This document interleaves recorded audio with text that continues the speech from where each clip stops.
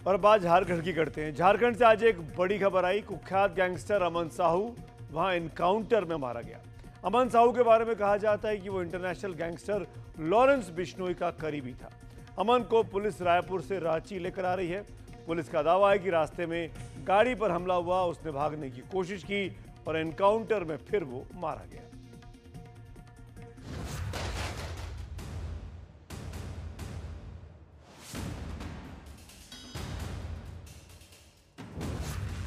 सबसे पहले आपको बताते हैं कि गैंगस्टर अमन साहू का एनकाउंटर कैसे हुआ। दरअसल झारखंड पुलिस की टीम अमन साहू को रायपुर सेंट्रल जेल से ट्रांजिट रिमांड पर लेकर रांची आ रही थी।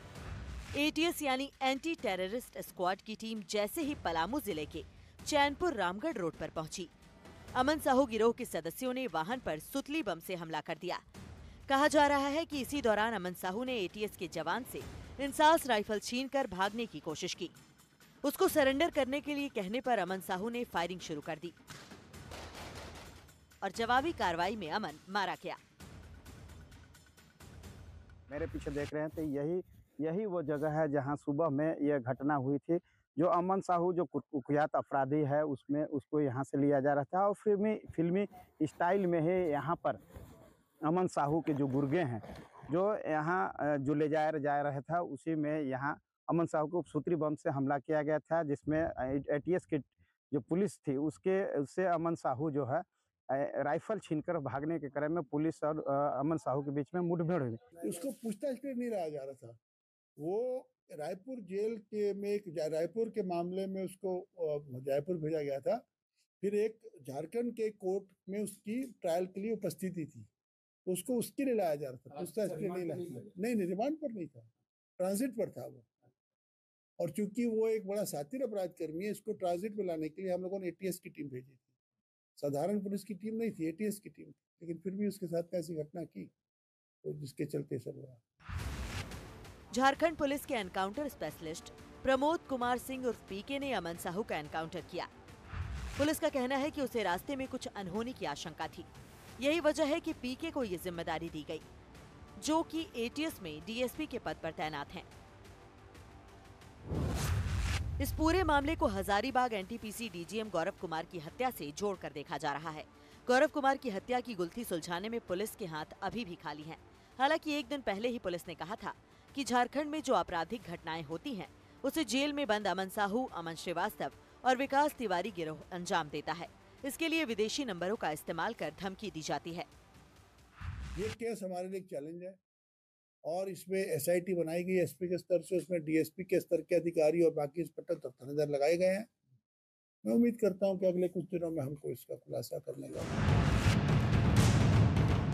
अमन साहू मूल रूप से रांची के ठाकुर गांव का रहने वाला है।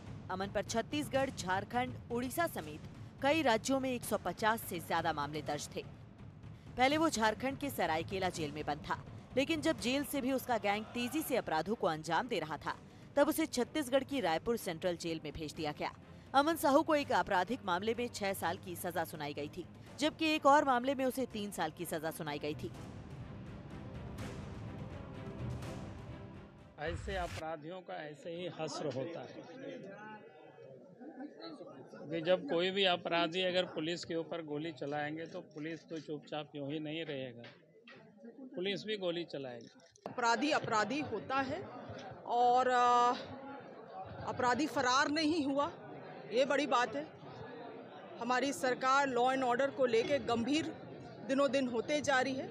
अमन साहू के जाने के बाद से थोड़ी राहत तो होगी, पर झारखंड में ये लिस्ट लंबी है। ऐसे कई अपराधी हैं जो जेल के अंदर से व्यापारियों के नाक में दम किए हुए हैं और सरकार को खुलेआम चुनौती दिए हुए हैं, और इनके कारनामे रोज सरकार के लिए फजीहत का कारण बन रहे हैं। लेकिन इस अमन साहू घटना के बाद से ये उम्मीद बनी है कि अब सरकार की आंख खुली है और सरकार एक बार फिर से अपना इकबाल कायम करने की कोशिश करेगी। झारखंड से विनोद सिंह, हरिवंश और विस्मय के साथ प्रभाकर कुमार, एनडीटीवी। अमन साहू गैंग लॉरेंस बिश्नोई के साथ मिलकर काम करता था। दरअसल लॉरेंस बिश्नोई गैंग ने अलग अलग राज्यों में मौजूद गैंगस्टर के साथ हाथ मिला रखे थे। लॉरेंस ने राजस्थान में रोहित गोदारा से हाथ मिलाया हुआ है। हरियाणा में वो काला जठेड़ी के साथ मिलकर काम करता है। दिल्ली में हाशिम बाबा का गैंग लॉरेंस गैंग के साथ मिलकर कई हरकतों को अंजाम दे चुका है, जबकि झारखंड में अमन साहू के गैंग से लॉरेंस के गैंग ने हाथ मिला रखा था। आखिर अमन साहू क्यों झारखंड में खौफ का दूसरा नाम बनने लगा था? खासतौर पर कोयला के कारोबारियों से कैसे अमन साहू उगाही करता था, इस रिपोर्ट से आइए समझते हैं। गैंगस्टर अमन साहू जो था वो कोयले के व्यापार से जुड़े हुए लोगों को हमेशा निशाने पे लेता था और उसका जो कार्य क्षेत्र था जहां वो काम करता था और जहां से वो एक्सटॉर्शन मनी वसूलता था वो झारखंड था, वो छत्तीसगढ़ था और वो वेस्ट बंगाल था। इस तीनों स्टेट में कोयले या खनिज संपदा खनन से जुड़े हुए अगर आप व्यापारी हैं तो आपको अमन साहू गैंग का एक्सटॉर्शन कॉल आएगा और आपको अमन साहू गैंग को एक्सटॉर्शन देना होगा और उसके बिना आप काम नहीं कर सकते हैं। तो ये एक उसका जो उसका पूरा गैंग जो है, जो पैसे कमाता था, जिस पर वो पूरी गैंग को जो चलाता था, वो खनन और कोयले पे उसने फोकस किया हुआ था और उस क्षेत्र से जुड़े हुए सभी व्यापारियों को एक्सटॉर्शन कॉल आते थे और उन्हें एक्सटॉर्शन मनी देना होता था। लगातार कई लोगों की उसने हत्या कराई, कई लोगों पर उसने गोलियां चलाई, धमकियां दी और कई बड़े प्रोजेक्ट्स जो हैं उसने झारखंड, छत्तीसगढ़ और वेस्ट बंगाल में रुकवा दिए अपने आतंक के चलते। इसलिए सरकार की आंखों में वो चुभने लगा था और जिस तरह से वो ताबड़तोड़ घटनाओं को अंजाम दे रहा था उसके चलते सरकार की भी बहुत किरकिरी हो रही थी।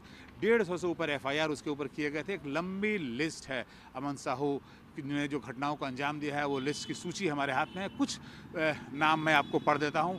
अभी हाल के समय में 7 मार्च 2025 को उसने विपिन मिश्रा, जो रांची के एक बड़े कारोबारी हैं, उन्हें गोली मार दिया था। 6 अप्रैल 2024 बर्बरिक कंपनी को बड़ा ठेका मिला था, सरकारी ठेका, उसे उसने धमकी देकर बंद करा दिया था।